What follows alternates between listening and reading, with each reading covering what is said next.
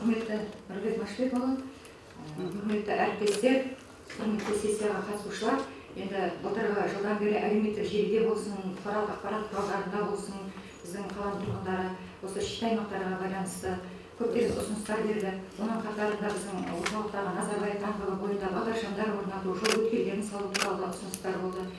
Кешегі жыл басынан басталған қала әкімінің есеп беру, ауылдарда өткен елді мекендердегі есеп берулерде осы ауыл тұрғындары біраз ұсыныстар берді. Бүгін біз мына сессияда қарап отырмыз, осы тұрғындардың көптеген ұсыныстары осы бүгінгі күні шешімін тауып отыр. Мысалы, ауылдық елді мекендердегі балшық кешіп жүрген ағайындардың ұсыныстары ескерді.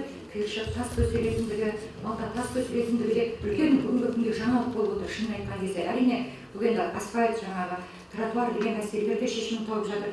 Сондықтан қала әкімінің осы Қасым-Жомарт Тоқаев айтпақшы, бізде тыңдайтын жаңағы елдің мұңын, мұқтажын тыңдайтын билік бар, үкімет бар деп, расында да біздің қала әкімінің билігі осы елдің мұқтажына құлақ асқан, тыңдайтын билік болып отыр. Сондықтан Нұрбек Машбекұлы өзіңізге және қала әкімінің командасына осы ретте рахмет айтамын. Жаңа шынымен де Нұрбек Машбекұлы талқылау барысында барлық депутаттар бір ауыздан Сәрсенкүл Байдешқызының айтып отқан пікіріне қосылуда, әлеуметтік желілерде де сайлаушыларымыз да жақсы пікірде. Сондықтан өзіңіз тұрғындармен кездескен барысында басынан бастап кент, ауылдық округтарында, қаланың орталығында осы мәселені айттыңыз. Ендігі кезек осы шет аймақ, ауылдық округтардың мәселесін шешілуге бағытталады деп, бүгін соның көрінісін көріп отырмыз.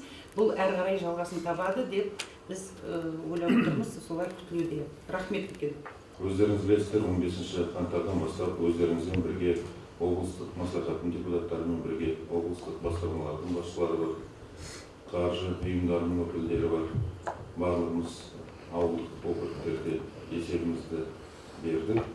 7 ауылдық округте, 2 кентте, қалада Титок мөлтек ауданында, саяжайларда 101-ші мектепке жинап есебімізді бердік. Бірнеше қоғамдық қабылдаулар өткіздік. Сол кездерде бірнеше сұрақтар көтерілген болатын. Оның барлығы біздің назарымызға алынды. Оның барлығына алдағы уақытта үлкен мән беріледі. Бүгінгі таңның өзінде оның біраз өзінің шешімін тауып жатыр. Өздеріңізде елмен кездескенде көп халық сіздерге ұсыныстарын айтып жатады, өтініштерін айтып жатады. Сонымен бізге жеткізіп отырасыздар. Сол кезде де біз айтатынымыз бірінші енді мына қаланың кіреберістерін, қаладағы ең үлкен қоғамдық көлік жүретін, адам көп жүретін көшелерімізді дұрыстап алайық. Одан кейін барлық күшті біз шет аймаққа саламыз. Ауылдардың шеткі көшелеріне, шағын көшелеріне, қаламыздың шет аймақтарының шағын көшелеріне де. Мұны біз сол уақытта келе жатырмыз. Бұған дейін де қаланың шет аймақтарына әрине көңіл бөлінді, бірақ негізгі басымдық қаланың үлкен көшелеріне, кіреберістеріне берілді. Оны жақсы білесіздер.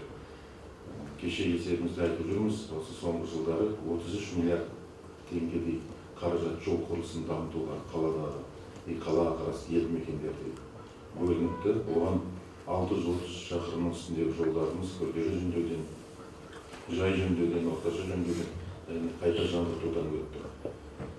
Қазіргі таңда қаланың кіреберіс барлық қақпалары қайта жаңғыртудан өтті.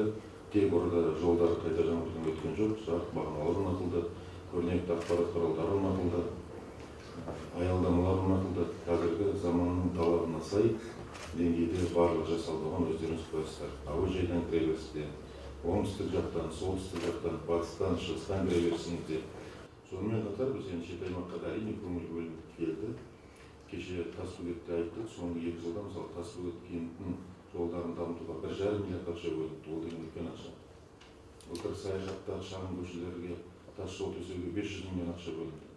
Оның алдыңғы жылы сәулеттегі 32 көшені асфальттауға 500 миллионның үстінде ақша бөлінді. Біз жылда шамамыздан келгенше қатар алып келе жатырмыз, бірақ биыл негізгі басымдықты осы тек шет аймақтың көшелерін бөліп жатырмыз. Өйткені біздің негізгі көшелеріміз жасалды, қаланың кіреберістерінің бәрі жасалды. Енді бізде шағын көшелер көп. Ол енді барлық қалаларда да бар ондай проблемалар. Сол мәселелерді шешуге биыл біз өздеріңізбен бірге кірісіп жатырмыз. Оның енді алғашқы қадамдарын өздеріңіз көрдіңіздер. Мына қазіргі таңда өткен жылдың аяғында, желтоқсан айында біз қаладағы 28 көшені осы шағын көшелерді орташа жөндеуге 655 миллион теңге қаражат бөлгенбіз. Бүгінде 200 миллионның үстінде қаражат бөлініп отырмыз. Кеше ауылдарда барғанда көтерілген жолдар, сол кезде біз ауылдың әкімдеріне тапсырдық. Ардагерлермен, қоғамдық кеңеспен, елдің игі жақсыларымен ақылдасып, ең өзекті деген 3-4 мәселелеріңізді ұсыныңыздар. Көше бола ма, жарық бола ма, су бола ма, біз соны міндетті түрде кіргізейік. Өйткені уәде бердік, барып айттық, айтқаннан кейін орындалу керек. Оны өздеріңіз де қатыстыңыздар, құрметті депутаттар, бірге. Сол ұсыныстардың бәрін біз қазір қарадық. Кейбір ауылдарда 100 миллион теңгеге дейін қаражат бөлінді. Енді кейбір ауылдарда кем дегенде 25 миллион теңгеден қаражат бөлінді қазір. Енді қазіргі таңда қалалық бюджеттің өзінен ауылдардағы шағын жолдарды орта жөндеуден өткізуге, қаланың шет аймағында шағын жолдарды орта жөндеуден өткізуге қалалық бюджеттің өзінен 1 миллиардқа жуық ақша бөлініп отыр. Жылдың басында. Жыл көлемінде әлі бөлінетін болады. Қалалық бюджеттен де, облыстық бюджеттен де, республикалық бюджеттен де. Республикалық бюджеттен Ақсуаттағы 16 көшені күрделі жөндеуден өткізуге, мектепті күрделі жөндеуден өткізуге 463 миллион ақша бөлінді. Сонда уже 1,5 миллиард ауыл ел бесігі бағдарламасы арқылы. Одан бөлек, бұл да енді Тасбөгет кентіне қатынайтын жол болып есептеледі. Сұлтан Бейбарыс көшесінен бастап, набережный көзінің жалғасын табып, оған да республикалық бюджеттен Тасбөгетте гидрожолға дейін, соның қасындағы параллельный көшелерді де жасап кетеміз. Оған 720 миллион теңге ақша бөлінді. Сонда қазірдің өзінде бізде осы жаңағы айтқан кенттердің, ауылдық округтердің, шет аймақтың жолдарын жөндеуге 2 миллиардқа жуық қаражат бөлініп тұр. Қалалық, республикалық, облыстық бюджеттен. Жыл көлемінде бұл жұмыстар өзінің жалғасын табатын болады. Біз оған жұмыс жасап жатырмыз. Одан бөлек былтырғы жылы біз 6 ауылда ауыз су қоймаларын салдық. Оны да қазір ел игілігіне пайдалануға беріп жатырмыз. Биылғы жылы тағы да бір ауыл округ Қызыл Өзек болу керек. Соның ауыз суына республикалық бюджеттен 720 миллион теңге ақша бөлінді. Ол жұмыстарға да ауыз су құрылысын дамытуға да жарық мәселесіне де үлкен көңіл бөліп келе жатырмыз. Былтыр Грек акционерлік қоғам бастамасымен Қызылжарма ауылдық округіндегі электр желілерін ауыстыруға, шет аймақтың КВИ, Гагарин, Коммунизм электр желілерін ауыстыруға, орада жаңа 53 қосалқы станциялар орнатуға 4,5 миллиард ақша жұмсады компания өзінің қаражат есебінен. Осындай шет аймақта үлкен жұмыстар жасалып жатыр. Биыл осы жұмыстар жалғасын табатын болады.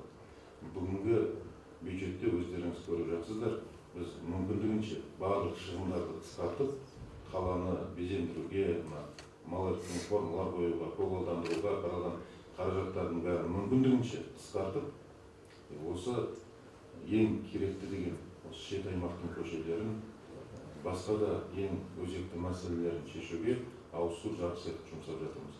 Бүгінгі бюджетте нағыз керек, әлеуметтік бюджет деп айтуға толық негіз бар. Бәрі де депутат, әкім де, осы жердегі мекеме басшылары да елге болсын деп күндіз-түні жұмыс жасап жүрген азаматтар. Бірақ барлығы мүмкіндікке байланысты. Біз өздеріңізбен ақылдасып басында шешім қабылдадық.